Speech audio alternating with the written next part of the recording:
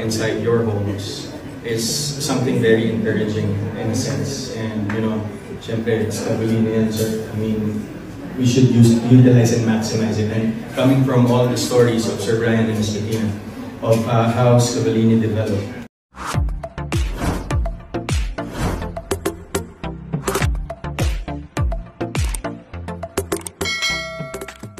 Pauline Luna, Tony Gonzaga, Nikki Hill at Alden Richards magkakasamang dumalo sa Scavallini Rockwell opening. Nitong Miyerkules September 17 ay ginanap nga ang grand launching ng bagong showroom ng Scavallini Manila Rockwell sa Makati City kung saan ay naimbitahan ang iilang kilalang mga personalidad upang suportahan ang nasabing opening, kabilang sa spotted at mga naimbitahan sa event ang celebrity mommies na sina Pauline Luna, Tony Gonzaga, Nikki Hill at ang kapuso aktor na si Alden Richards. Mula naman sa mga official Facebook page ng Scavallini Manila ay kanilang ibinahagi sa publiko ang mga larawan at videos mula sa event. Makikita sa iilang larawan na naibahagi na kasama nga ni Tony Gonzaga sa grand launching ang kanyang mister na si Direk Paul at ang kanilang bunsong anak na si Baby Polly. Sa Instagram stories naman ni Pauline Luna ay ibinahagi din ito ang isang larawan kung saan ay makikita na magkakasama at nagkaroon sila ng bonding moments nina Tony Gonzaga at Nikki Hill. Narito panuurin natin ang mga kaganapan sa grand opening ng Scavallini Manila. Inside your homes is something very encouraging in a sense. And syempre, Scavallini yan, sir. I mean, we should utilize and maximize it. And coming from all the stories of Sir Brian and Ms. Bettina, of how Scavallini developed over the years, for me, Scavallini is timeless. So I don't have to really think of a lot of improvements in terms of the kitchen when I wanted Scavallini to be part of my home, because I know that it will last a lifetime. Wow, beautiful. I think we can all agree. Nikki, Pauline, and Alden.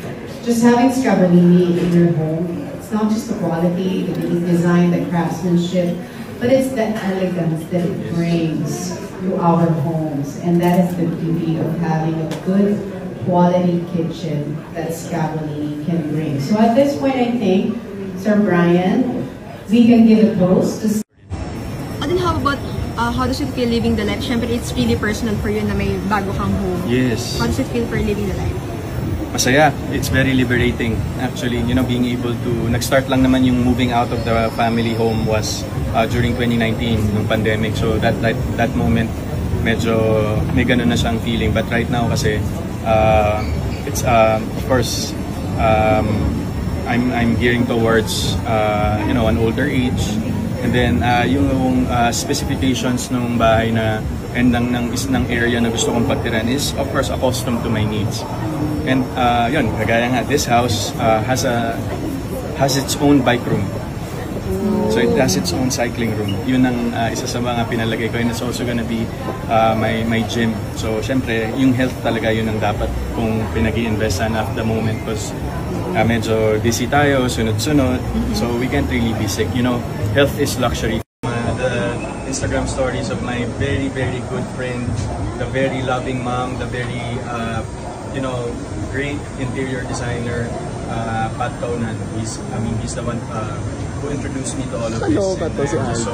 I'm just so happy that Scavallini is going to be part of my home soon. Probably I'll be able to move early next year po.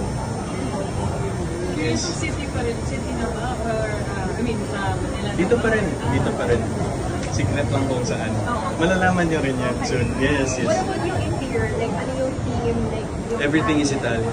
Okay. And disclaimer, everything came from hard-earned money and clean money. So, hindi tayo sasabit dyan. So, but yeah, ngayon,